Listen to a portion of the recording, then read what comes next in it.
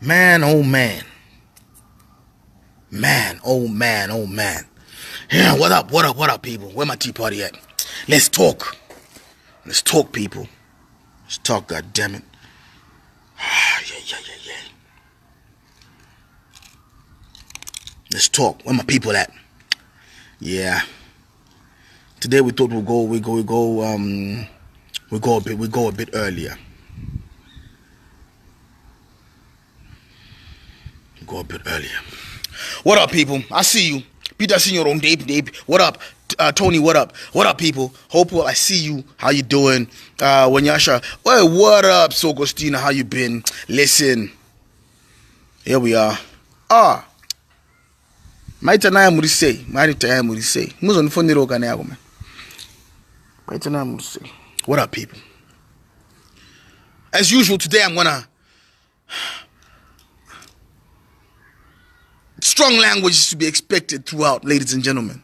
I beg you. If you're not into strong language, please, you gotta go off right now. Linda, how you doing? My Tawan Dave. Listen, if you don't like strong language, I beg you, please, just go now. Go now. We have to express ourselves freely, ladies and gentlemen. We have to talk. We have to talk. We have to talk. Maitana and Dave. Doc Suli, how you doing? Norma, how you doing? Ah, man. Guys. I don't know how many of you caught yesterday's episode. Yesterday's episode was lit. You know, yesterday's episode we spoke at great lengths about our own complicity in the problems of Zimbabwe. You know, we thank you, Taffy. We spoke at great length about some of the things that we could possibly do. And I'm going to share a story, ladies and gentlemen. I'm going to share a story, you know. Incredible things happened yesterday after we had the conversation we had on the tea party. A lot of things happened. You know, first of all, my brother Charles got in touch with me about a project he started where he went to Mbaremsika and picked up all the thrown away avocados, all the kotapeas on the floor, like the rotten ones, from the bin.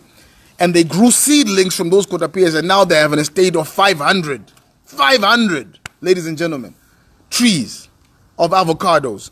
And they're 2 years old. In the next 2-3 years, they'll be able to export avocados. So that was an encouraging story from another young Zimbabwean. And I got a lot of people sending me information about starting up fish farms and all sorts of things. So I was pleasantly surprised with how many young Zimbabweans are thinking in a certain way. So I'm gonna talk about that another time. So today we have to talk about other things altogether. You see, after my conversation with y'all yesterday, and like I said, there's 60 of y'all watching. If you don't like strong language, please, I beg you, just leave now. This is not for you. We don't swear because we like swearing. It's not that kind of a show. But here everybody's allowed to express themselves in the way they speak. And as you can hear, because of my fucked up accent, I'm a hip-hop loving, whiskey drinking, don't give a fuck type of dude. So I'm not your pastors, I'm not an advocate, I'm not a nice guy, I'm not running for office. So please, if you don't like strong language, go away now. It'll save you having asked me to tone it down. So thank you very much. Now let's get onto the show. Ladies and gentlemen, yesterday the show got a lot of people riled up. A lot of people felt motivated. A lot of people felt like, yeah, you know, we need to do something. We need to be productive. Have some fucking vision. And I was encouraged by the amount of positive messages. I was encouraged by the positive messages that people kept sending me. Then I got a call from one of my mentors. Now, I can't mention who he is per se, but I can tell you that he's a captain of industry. This gentleman is he employs hundreds of people. He's big in the tourism sector with houseboats and so forth, and in the beverage sector. He's a very smart young man. He's not much older than me. I think he's only 5 or so years older than myself. But he's very, very wealthy and he's done well in this economy. So I had a conversation with him and he phoned me up immediately after the show. And he had some things to say. And I thought, you know what? We're the Tea Party. We like to actually interrogate some of our thoughts. The first thing he said to me was he was happy that we were encouraging each other as a generation to be more productive. He was happy with some of the ideas and the tones of us getting together and putting together capital and trying to do some creative projects in our country. He didn't have any problems with that. The problem came when I started mentioning the fact that, do we really need DSTV? Do we really need DSTV to be spending $32 million per month on DSTV? And that kind of pissed him off. Now, it wasn't the fact that he loves DSTV so much. No. I don't think that was the point. I think his point is that as a person who's worked hard, who's paid his taxes, who's an employer, it's his goddamn right to be able to watch some fucking DSTV if he chooses. It's his right to be able to access services that he wants. If he wants to eat CB mayonnaise, he feels that he has the right to do so. See, I didn't know that the DSTV was going to trigger him off like that. So we spoke at length. And I listened a lot to this guy because this guy is smart. This guy is rich. He owns things I wish I could own. He's a smart man. And he told me that, guys, if you do not do the responsible thing of telling the people who listen to you that it's all good that you're encouraging them to be responsible and to be productive, that's great. It's fucking dope. But if you divert from your original message of telling them the crux, the fulcrum, and the pith of their actual issues, you're doing them a disservice.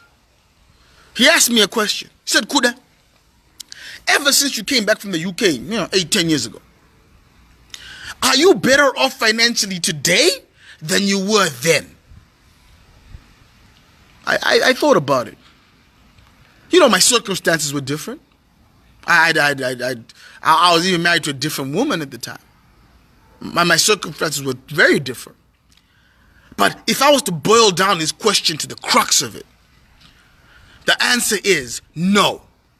I am no longer as well off or as fluid as I was when I first came back. What up, Lo? And he tells me the reasons for that. And he broke it down in a very systematic way. And I'm a hard-headed motherfucker, but I had to understand. I had to understand what he was trying to explain to me.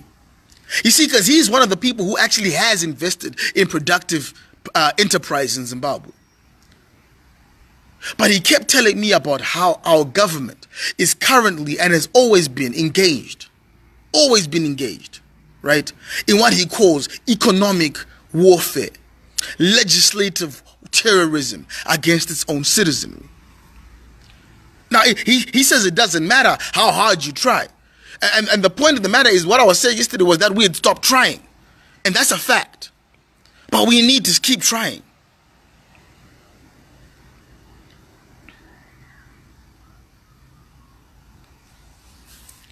But he says that the crux of the matter is that the people in charge have continuously been involved in economic legislative warfare against his own people. As far as he's concerned, and I agree with him, every time these people open up their mouths, every time they open up parliament, the first thing they do is find ways of getting in the way of you and I. See, there's two tiers of people who benefit or don't benefit from the system. There are those who made a lot of money from the current status quo. And when we call it the status quo, we're talking both the First and the Second Republic.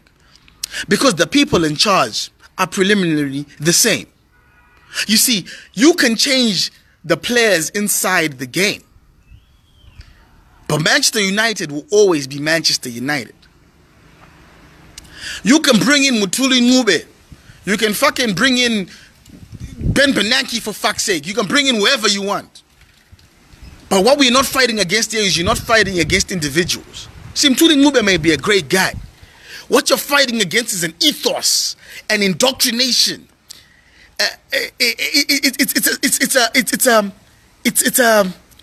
What's the best word to put it? See, it's a way of life, and that way of life is called ZANU.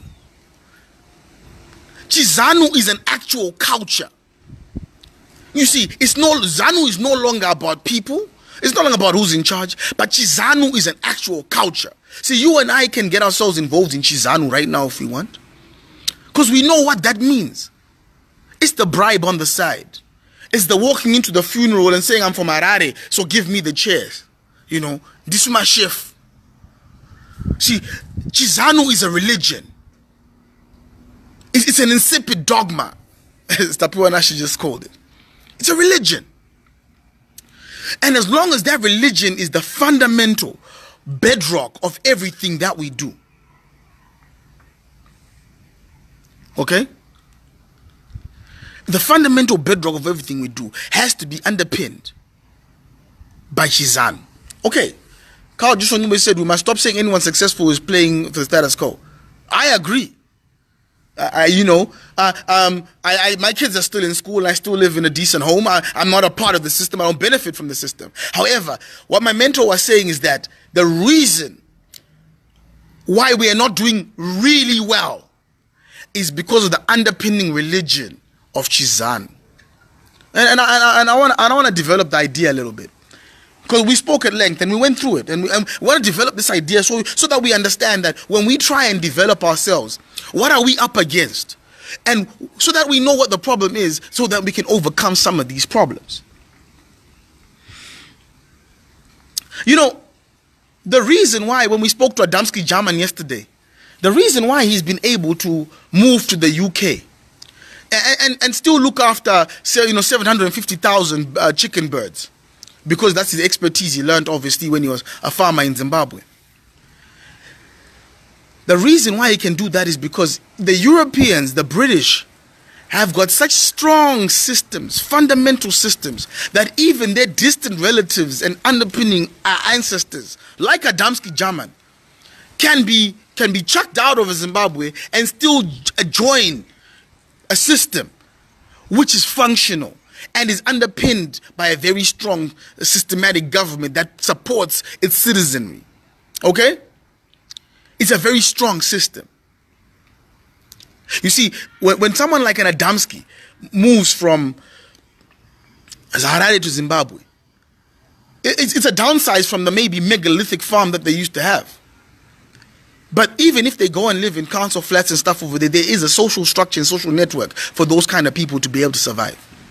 See, now as a young black Zimbabwean, there isn't that kind of social structure, because there's no way in the world that I can leave right now and go without having hassles for immigration. I can't go to Dubai. I can't go to Australia. I can't really go back to the UK and just live my life. Because wherever I go, at the end of the day, the home that I call home is here in Zimbabwe.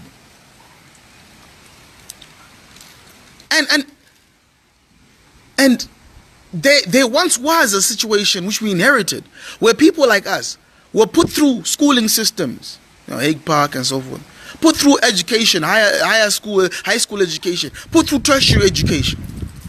And we can put a figure on that. We can say the average Zimbabwean, from the time they were born to the time that they put through school and go to university, go to poly, etc., we can put a figure on how much it costs for the government or for the taxpayers to get a Zimbabwe to that stage.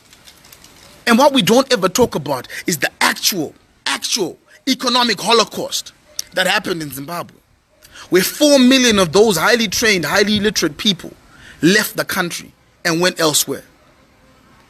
Now, like I said, we can put a figure to it. If we're conservative about the figure we put to it, and we say, look, roughly, let's say it takes about $500 per year for a Zimbabwean in investment until they finish higher tertiary education, for them to get to a stage where they are an electrician or a doctor or a nurse, etc. Let's look at that. Put a figure of that, and then times it by the 18 years it takes them to get to the position of actually being productive members of society. That's primary school, high school, creche, and maybe poly or university. We're looking at a $72 billion loss to the Zimbabwean economy of human capital that was invested in from a system that we inherited. We've got 4 million people outside the country right now, highly literate, highly skilled people, working to enrich other people. And that's a $72 billion loss to the economy. Now, I'll give you an example. of why there's an economic warfare against you and I. Jerry cans. Jerry cans. We woke up this morning. You now need to fill out a form. I got the phone on my wife's phone here, so let me just read the form out to you because it tells reading. It's very important to know about this form. You now need a form to fill a jerry can. And the government says they put in this legislation, it's an actual fucking law now, to stop people from hoarding fuel. You and I are hoarders of fuel, by the way. This form is a long ass form. You put your name of the service station, the date of the date issued, city issued, name of the user, your driver's license. Your contact, residential address, your business address, your cell number, home number, and business number, your vehicle registration plate, purpose of the fuel. Then you need authorization from 3 bodies. Environmental Agency, EMA, with a signed and a stamped. District Administrator, signed and stamped. Police Regulation Authority, signed and stamped. So you have to go to your local police station, they sign and they stamp it. You go to a district administrator, they sign and stamp it. Then you go to EMA to sign and stamp a form for you to get fuel in a jerry can. Right? Then they want the details of the petrol attendant who serves you on this particular form. I don't know if you've all seen this form. The name of the attendant, the signature, his ID number, his residential address, and his cell number. The answer for this government, for jerry cans, was to legislate it. To fucking put legislation, add administration, and add a layer of bureaucracy so that you and I can put fuel in a jerry can. Okay? Now, I'm going to take a young walk quickly so I show you something. Now, the reasons why we put fuel in jerry cans, they believe is for us to hoard fuel. Right? The average jerry can only takes 20 fucking liters of fuel, ladies and gentlemen. 20 liters of fuel. The reason why people like me use a jerry can to get fuel, I'm going to show you. I'm walking towards it. Wait, just give me a second. I don't use a jerry can to fill fuel. I use the jerry can to get diesel. And the reason why I get diesel, ladies and gentlemen, is because of this thing. It's a KIPCO generator. Okay? KIPCO diesel generator, silent. It's 2.2 kVA. I physically, by myself, can't lift it. It's impossible to lift. But the reason why it's not in its shed, the reason why that KIPCO generator is not in its shed is because we've had power cuts now in Harare for the past 2 weeks. There's no power at my house. I got a young baby girl in there. I need to put fuel in my fucking generator. Right? But they're not allowing me to put in a jerry can anymore unless I go through a day of bureaucracy to get one form filled for one filling up. That form can only be used once, ladies and gentlemen. Can you fucking believe it? Can you fucking believe it? You can use that form once. And for me to get that form, I can only get 20 liters of fuel in one jerry can for that generator. So the reason why I've taken it out is because I have now hired a truck to come and we will lift this generator now and we will go join a fuel queue so that the guys can put the fuel directly into that generator. This is frustrating. This is Joram Gumo, Mr. Snow Graders. This is a government that lacks ideas and lacks consultation. It's a government that has got a war on its citizens.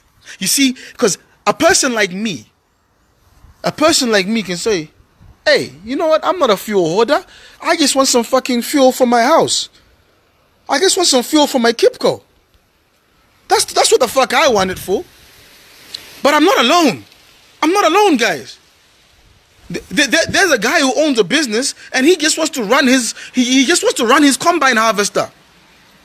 There's a guy who has an earth moving bulldozer. He just wants to put diesel in his bulldozer. There's a guy who's running a chicken project and all he wants is to put some diesel to keep his chickens warm. Right? There's a guy who's fixing roads and fixing pavements in a building company, and he wants to put money in his cement mixer. He wants to put some diesel in his cement mixer so that his cement mixer can fucking do the work so he can keep building his house. There's a guy who wants to cut his lawn, and he wants to put some diesel inside his lawnmower. You see, there's multiple reasons for us to have jerry cans, and yet they had to legislate it as if we're all crooks. You see, we're all thieves. We all want to hoard fuel. And what do they mean by hoard fuel, by the way? Ladies and gentlemen, I would like to ask the question. What the fuck do they mean by hoarding fuel? It's a good question, correct? The average Zimbabwean doesn't earn enough money to hoard fuel. I mean, let's look at this cleverly. Okay, let's say you're a civil servant, and you're a civil servant, and you earn $500. You earn $500. Okay. From that $500, you have to live. Let's say your wife also earns $500, so you have $1,000 in your house. Let's say from that $1,000 in your house, you want to live, you want to pay your rentals, because Zimbabweans can't own houses anymore. They cost too much. Okay? They cost too much. Let's say you got $1,000. So you pay some of your rent from the $1,000. Let's say you pay $350 for your house in Budiriro. After you paid $350 for your house in Budiriro, ladies and gentlemen, then what? Okay? You need to buy food, you need to buy rent. So let's say you spend another $200 on food for your family. You know, chibage and so on and so forth. Okay? How much are we left with? Let's say now you have to buy some clothes for your children, you have to pay school fees and so forth. How much money does the average Zimbabwean have left?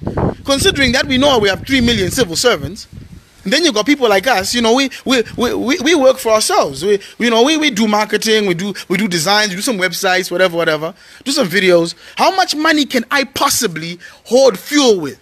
See, if I go into a shop and buy 3 bottles of cooking oil, how is that considered hoarding cooking oil? See, it's never their fucking fault. It's never, ever their fucking fault. It's always our fault. It's always our fault. We're the hoarders. How dare you buy 6 loaves of bread? How dare you buy? How much bread can I store at my house anyway? Even if I had a huge fucking freezer, how much bread can I fucking store? How much bread can I store? Or the average Zimbabwean, how much bread can my gardeners hoard? Okay, how much bread can I hoard? Yeah, let's be real. How dare you buy 6 loaves of bread to make sandwiches for your tea group at prayers at night? How dare you buy 24 bottles of Coca-Cola for your birthday party? You're hoarding. You're a fucking hoarder, they say. That's your government. That's that Zanification brain. They're too thick to understand that. No, there's a reason why sometimes people have to bulk buy. Sometimes there's a party going on. Sometimes there's a church service going on, and you want to buy bread for sandwiches from church. How much cooking oil can you fucking use anyway? I mean, it's not like you can make a bomb from cooking oil. It's cooking oil. You use it to fucking cook, ladies and gentlemen. You use it to fucking cook. Even if I had 10 bottles of cooking oil in my house, that's my prerogative. Fucking secure the supply chain. Make it pump. Let me buy as much cooking oil as I like. Let me buy as much fuel as I like for my generator. And even if I want to store it in a drum, that's my fucking prerogative. It's my prerogative. Secure the supply line. Let people have as much fuel as they like, so that those who are hoarding fuel can hoard their fuel. And I can choose whether to buy from the fuel hoarders, or I can choose to go buy from Total or Zuva or Engine or Trek or any of the fucking 50,000 other service stations in Zimbabwe. It's never their fault, guys. The reason why the fuel is short is not because they've planted the money. It's not because they failed to secure the supply. It's not because they failed to think about, project and think, oh shit, how much fuel do we need in the next couple of weeks? You know, schools are opening, what. No, it's never their fault. It's our fault. How dare us fuel our little 1.2 liter Nissan Tidas? How dare you could fill your Nissan Tida with fuel? You're a hoarder, they say. I say fuck that. I say these guys are fucking idiots. These guys are idiots. These guys are fucking idiots.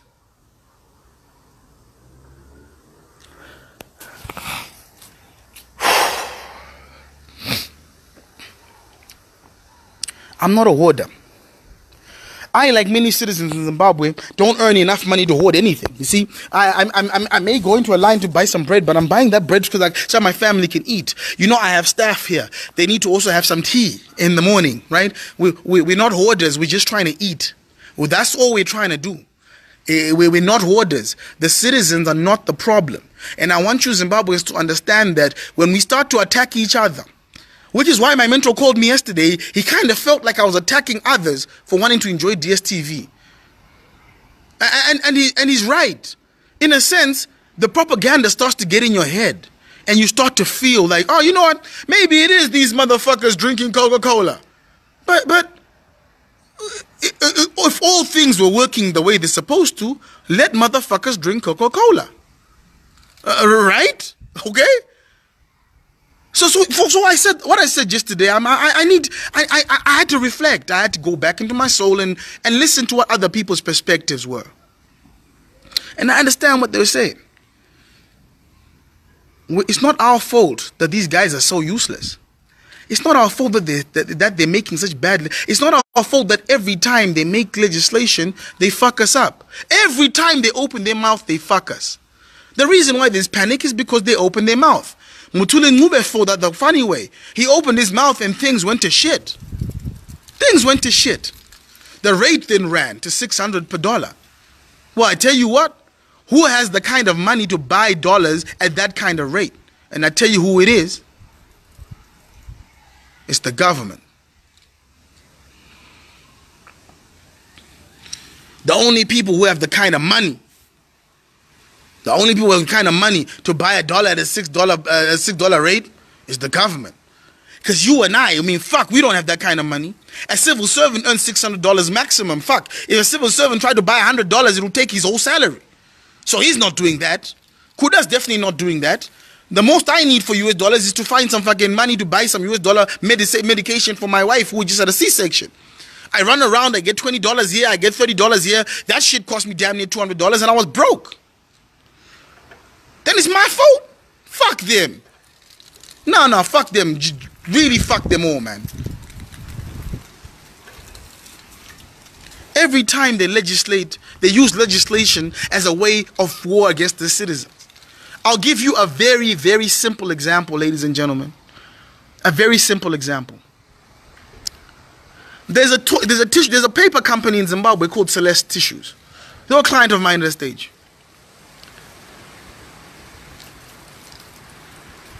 Okay, so I need someone to help Sarah who understand what kind of show this is. This is not a nice show. So she's telling me to keep my language is strong, whatever. Sarah, this really is not a place for you. There's other people you can listen to. They're great. Go listen to the pastors. There's people who there's prophets who put videos up. Those guys are great. There's advocates. There's nice people. There's Tajam. Everyone else has got videos. If you don't like swear words, you need to fuck off now. It's really important. And I mean that with all due respect. With all fucking due respect. There's a company called Celeste in this country, and they used to make tissue paper for Pick and Pay, for Spar, for OK Bazaars, etc. That company used to employ in Granite Side there over, let's say, 200 people manufacturing tissue paper. Okay? Luxury tissue paper. Now, to make luxury tissue paper, you can't use the paper from Kadoma. You have to import the paper. When Statutory Instrument 64 came into play, it banned the import of paper products to come into Zimbabwe to manufacture paper. Okay? But it did not ban the importation of toilet paper. Now, Celeste's main business was making luxury toilet paper in Zimbabwe. So by putting in that legislation of Statutory Instrument 64, which they said was to stop the externalization of money, right? It ends up that they destroyed a company that was employing 200 people and supplying Pick and Pay, Spar, okay, their toilet paper. They killed that company. That company is dead. Okay? It's no longer operating. Why? Because Statutory Instrument 64 was put into place. Now, I want you to understand something. They say Zimbabwe is open for business. They say that, right? But you can still bring in soft drinks, but Celeste can still not bring in paper products to manufacture luxury tissue in Zimbabwe and pay Zimbabweans. This is a fucking fact. And it doesn't matter whether you had a coup or not. That instrument is still in place. You see, these are the bad ideas that they legislate. The 2% tax is a bad idea. It's a bad idea, guys. Come on, think about it. How dare you could have wanted to send $20 to your son to go to the village and play with his girlfriend? I'm taking 2% tax from that. Fuck you, Kuda, for sending your wife money so that she can go buy baby clothes. We're taking 2% away from that too. And then when you buy the clothes, we'll take another 15% of that. And fuck you, the fuel that you use, 40% of that is VAT too, but fuck, we'll take another 2% for fucking posterity's sake. It's stupidity. It's fucking stupidity. It's stupidity. Oh my God. I hate coming on here and being so negative. I really hate it. And I promise you, it's never... It's never because I just want to be negative. I don't want to be negative. That's not my general demeanor. I want to be happy. You know, I want to be free of stress. I don't want my blood pressure to go up.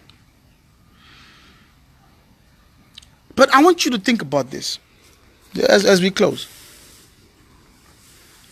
How many people were killed and displaced in the Second World War, in the Holocaust, where Hitler put a reign of terror on a particular demographic of people?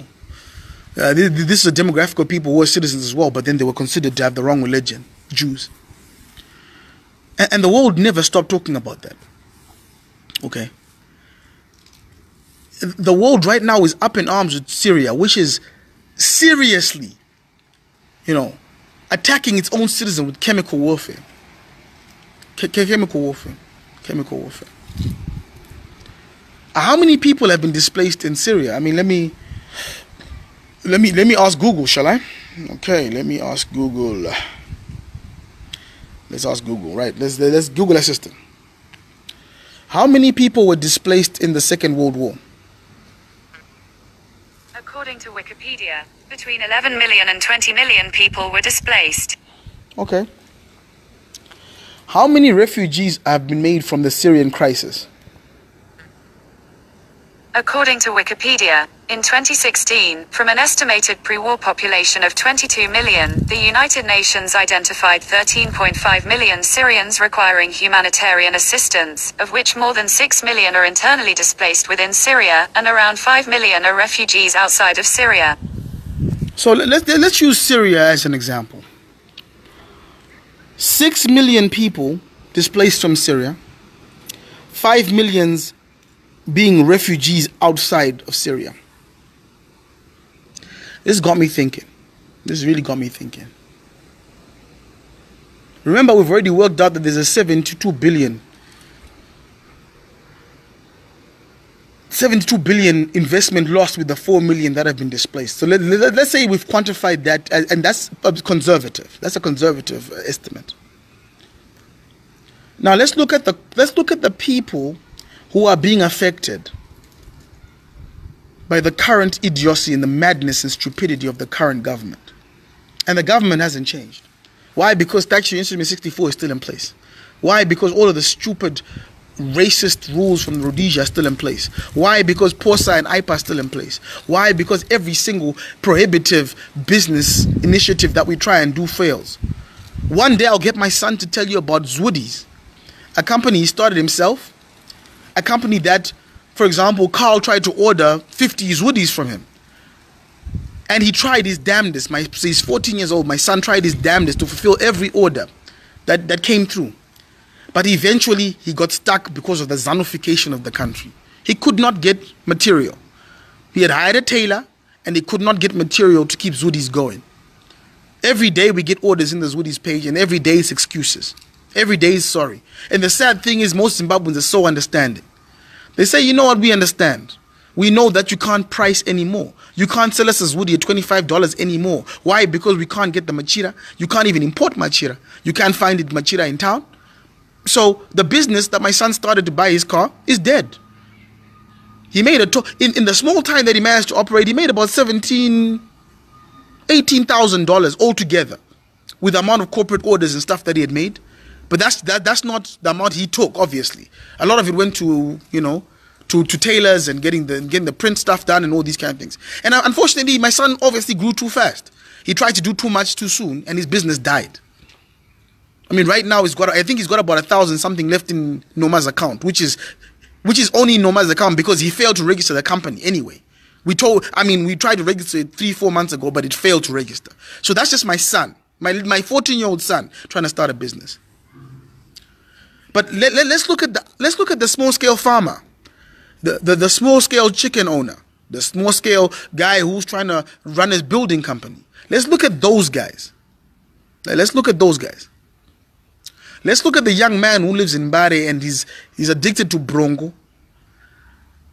And he's a smart kid, but he didn't have a chance in hell. Let's look at our sisters who stand by Greencroft and stand by Chinamano every day, accepting eco-cash for sexual favors. Smart young ladies who can speak to you in any language, Shona Ndebele, English, smart, good-looking, generally well-spoken. Let's talk about them. Let's talk about the entire population of Epworth, entire population of Hopely Farm, entire population of Caledonia, entire population of Hackcliffe Extension, entire population of fucking, where is this, Gun Hill Squatter Camp.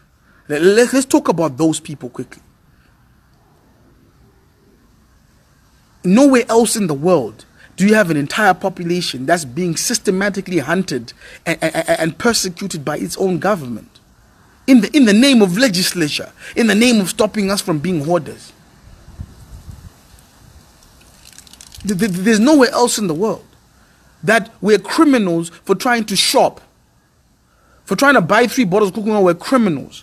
We're criminals for trying to get jerry cans some fuel so we can light up our generator at home so that our daughters can see some TV. Our sons can do their homework with some light for an hour, 2 hours a day max. There's nowhere else in the world where I'm a criminal for trying to buy fuel so that I can keep my family, the nyama in our freezer, not rotten. Because that's what's going to happen. Right? Because I have no more fuel in my generator. I'm going to try and lift that generator onto a truck, right? And I'm going to try and get that generator some fuel today. And there's nowhere else in the world that government continually tries to persecute and ruin its own citizens. How many mothers have died during childbirth because they couldn't afford a C-section? Because they couldn't afford medicines. We're not the problem. There's a lot of things we can do as a citizenry to actually improve, but we're not the problem. The problem is still the zonification of our country. It doesn't matter who's in charge. It doesn't matter who the president is. It doesn't matter who anybody is. You can bring in Mutuli Mube and Kirsty Coventry. It doesn't matter. The shambles of yesterday's Mighty Warriors game at the stadium, that's under Kirsty's watch. How will Kirsty ever deal with that? With a corrupt Zifa, with Chiangwas, and how will she ever deal with that? Where the stadium is empty because they open one gate and people stampeded and people get hurt. And then they up the price of the stadium tickets at a whim. How do you deal with that? How do you deal with the fact that they couldn't even accept eco-cash at the gates of the stadium, despite the fact that no one has cash? Because they are the ones limiting us from taking our own cash from the bank. How does Kirsty Coventry deal with that? Nigga, her gold medals ain't worth a damn thing as soon as she's working within the system of fuckery. A gold medal in shit is a shitty gold medal. It's no longer a gold medal. Ain't nobody hanging around their neck if it's been in shit. Ladies and gentlemen, there's no way I'm hanging a gold medal around my neck that's dripping in shit. It means nothing when it's now immersed in shit. It means nothing. Anyway. Who wants to join me today let's take a couple of calls. Let's take a couple of calls. Who wants to join me? Say add, ladies and gentlemen. I'll gladly add anybody who wants to talk. Let's talk, ladies and gentlemen. Let's talk. Let's talk. Let's talk. Talk to him a little bit. Let's see if he answers the call. Let's see if he answered the call. Let's talk. Dada and Mama fine. Just they have no Magetsi, so and we can't fill up the generator, so so that's the life. Who wants to join? Someone say add me and I'll add you. If not, I'll sign off and then we'll bounce. I'll give you the final thoughts and then we get out of here. Who wants to talk? Who wants to talk, guys? Talk to me. Who wants to join the conversation?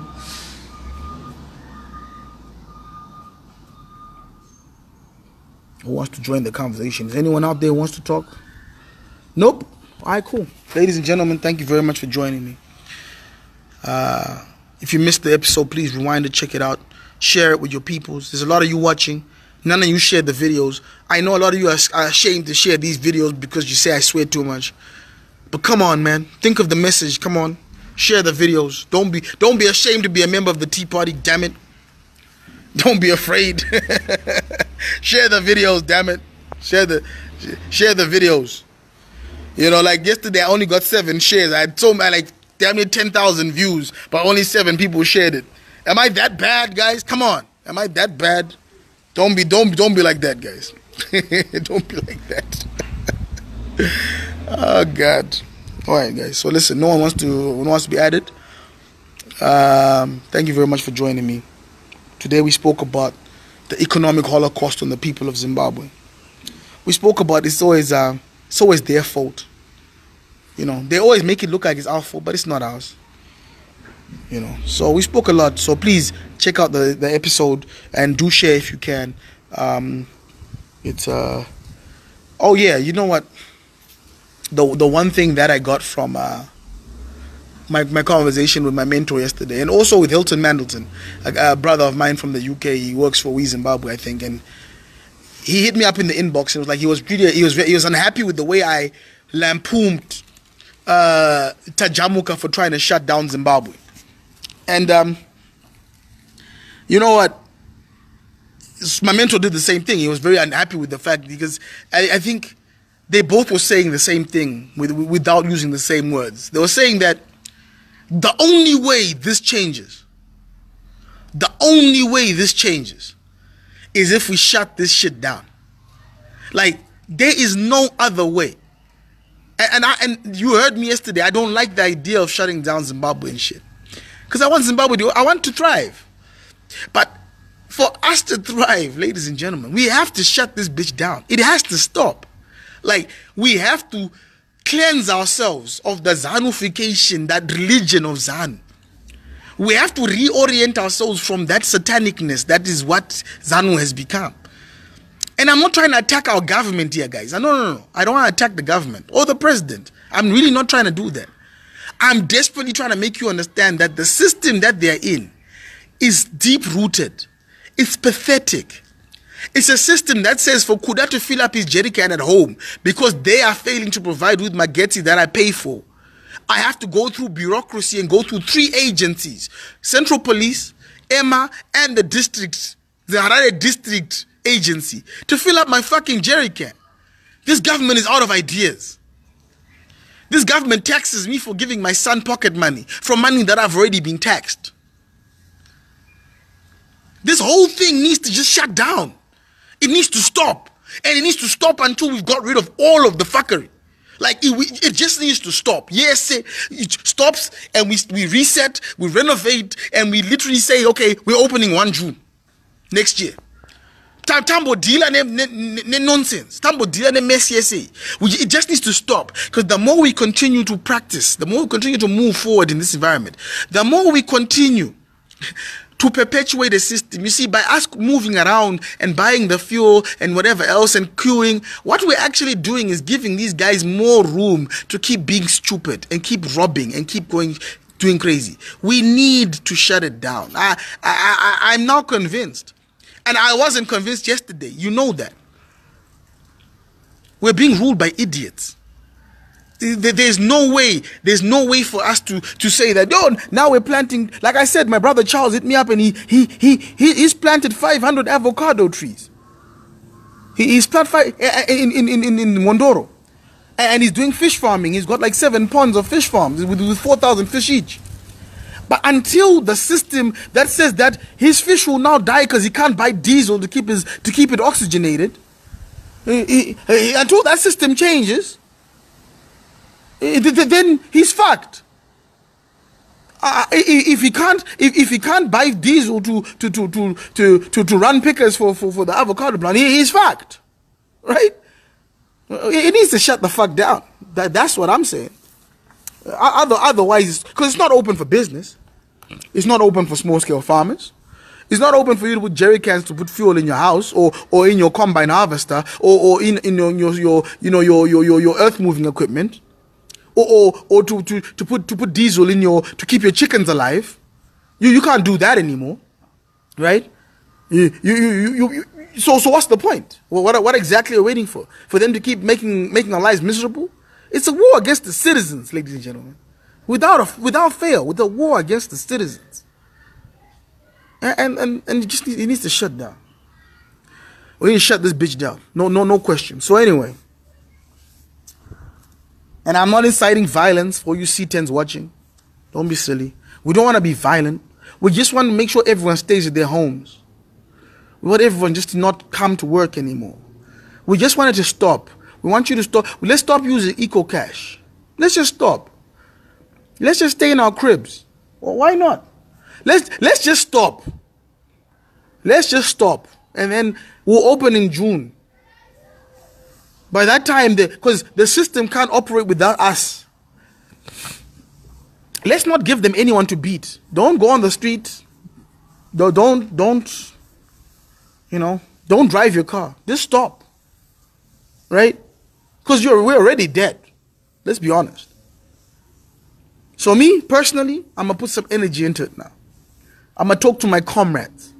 I might need to call up everybody. I might need to call up Pastor E. I might need to call up everybody and just explain to them that, guys, I know that we want to keep going. I know we want business to thrive and shit. But the fundamental layer of nonsense is not going anywhere. And we're feeding it. We every time we send money, we're feeding it. Every time you guys send money, you're feeding it.